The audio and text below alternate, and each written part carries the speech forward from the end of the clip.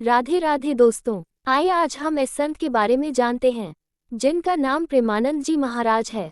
कैसे वो सन्यासी बने। हमारे सत्कर्म और भक्ति ही हमें मोक्ष के मार्ग की ओर ले जा सकते हैं। ग्रंथों की माने तो कलयुग में पापाचरण बहुत बढ़ जाएगा और एकमात्र भक्ति का मार्ग ही हमें कलयुग के काल से मुक्त कर सकता है।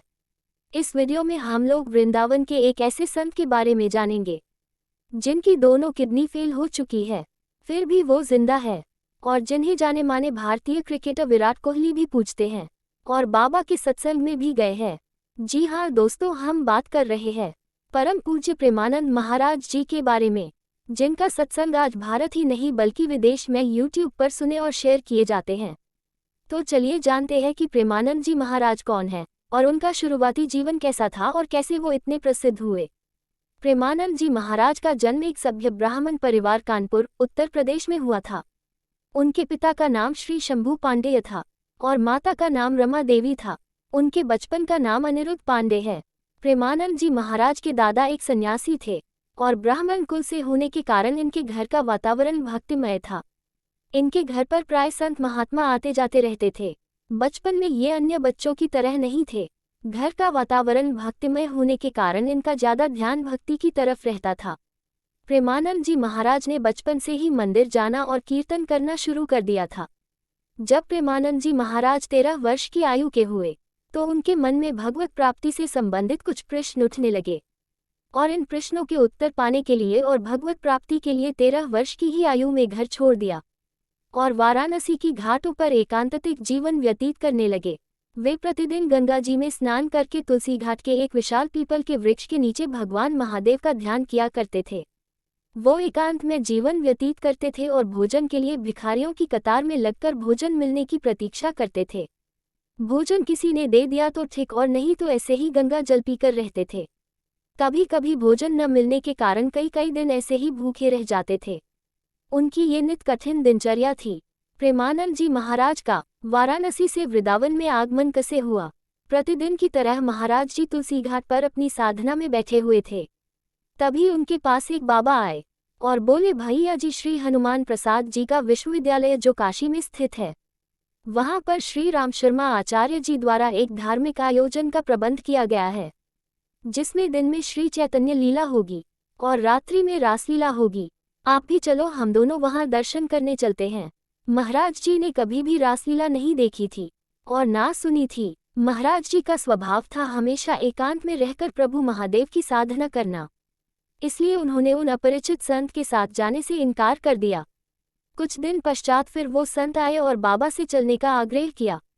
फिर से प्रेमानंद जी महाराज ने मना कर दिया, लेकिन संत बाबा कहाँ मानने वाले थे। उन्होंने कहा, अरे बाबा, मेरे साथ एक बार चलिए तो सही, फिर से मैं दोबारा नहीं कहूँगा। इस बात पर महाराज जी ने थोड़ा सौंक विचार किया और बाबा को लगा शायद महादेव जी की कोई इच्छा होगी इसमें। अब उन्होंने संत बाबा के साथ पचलने का मन बना लिया और दोनों ही लीला देखने चले गए। दिन का समय था और चैतन्य लीला का मंचन हो रहा था और महाराज जी ने चैतन्य महाप्रभु की लीला देखी। महाराज जी को लीला बहुत पसंद आई, इसलिए उन्होंने रात्रि के समय रासलीला देखने का भी मन बना लिया। बाबा रासलीला शुरू होने की कुछ देर पहले ही वहां पहुंच गए। श्री चैतन्य लीला और रासलीला से महाराज जी इतने प्रभावित हुए कि वो 1 महीने तक लीला को देखने के लिए रुक गए। वो रास लीला से इतना प्रभावित हुए और इतनी खुशी हुई कि उनको पता ही नहीं चला कि 1 महीना कैसे बीत गया। जैसे ही लीला समाप्त हुई, अब महाराज जी बहुत ही दुखी हो गए और सोचने लगे, अब मेरा क्या होगा। और तभी संचालय महोदय बोले, बाबा जी, आप एक बार वृंदावन तो आ जाए, देखना बिहारी जी आपको छोड़ेंगे नहीं। इस वाक्य ने महाराज जी के जीवन का परिवर्तन ही करके रख दिया। अब उनके मन में बस एक ही ललक थी कि वृंदावन कैसे जाया जाए। बस यही विचार चलता रहता था। महाराज जी फिर से अपने पुराने नियमानुसार गंगा जी में स्नान करते और प्रभु महादेव की साधना करते। उनके मन में बस वृंदावन जाना है, वृंदावन जाना है, यही विचार चलता रहता था। एक दिन महाराज जी तुलसी घाट पर प्रातःकाल साधना कर रहे थे, तो उसी समय पास के संकट मोचन हनुमान मंदिर के बाबा युगल किशोर जी प्रसाद लेकर महाराज जी के पास आए और बोले, लो बाबा, प्रसाद ले लो। महाराज जी ठहरे एकांतवासी, वह बोले, आप मेरे को ही प्रसाद क्यों दे रहे हो, किसी और को दे दीजिए। तो बाबा जी ने बोला, मुझे अंतर्मन से प्रेरणा हुई कि प्रसाद आप ही को दे देना चाहिए। ये सुनकर महाराज जी ने प्रसाद ग्रहण कर लिया और चल पड़े। तभी युगल किशोर जी बाबा ने बोला, महाराज जी आप हमारी कुटिया चलिए। लेकिन महाराज जी ने जाने से इनकार कर दिया और बोले, मैं खुले आकाश के नीचे घाटों पर रहता हूँ, भिक्षा में जो मिल जाता है वही ग्रहण कर लेता हूँ और प्रभु का ध्यान करता हूँ। मैं किसी की कुटिया या घर पर नहीं जाता। बाबा जी ने एक बार फिर से आग्रह किया। उनके फिर से आग्रह करने पर स्नेहवश महाराज जी बाबा की कुटिया पर गए। वहां बाबा जी ने अपने हाथों से दाल और रोटी का प्रसाद बनाकर महाराज जी को खिलाया। इससे महाराज जी की पेट की भूख तो मिट गई, लेकिन उनके मन में वृंदावन जाना है उसका विचार चलता ही रहा। महाराज जी ने युगल किशोर जी से अब पूछ ही लिया, क्या आप मुझे वृंदावन पहुंचा सकते हैं? ये सुनकर मानो युगल किशोर बाबा जी की इसी बात की प्रतीक्षा कर रहे थे। मेरे मन में कब से चल रहा है कि वृंदावन जाना है और हम आपसे ये बात पूछेंगे। तभी संत बोले, हाँ क्यों नहीं, जरूर पहुंचा देंगे। आप जब कहे हम आपको पहुंचा देंगे। महाराज जी तो तैयार ही बैठे थे और बोले, जब तक आप जाने की व्यवस्था कर दें। युगल किशोर बाबा जी बोले, कल के लिए आप तैयार हो जाए।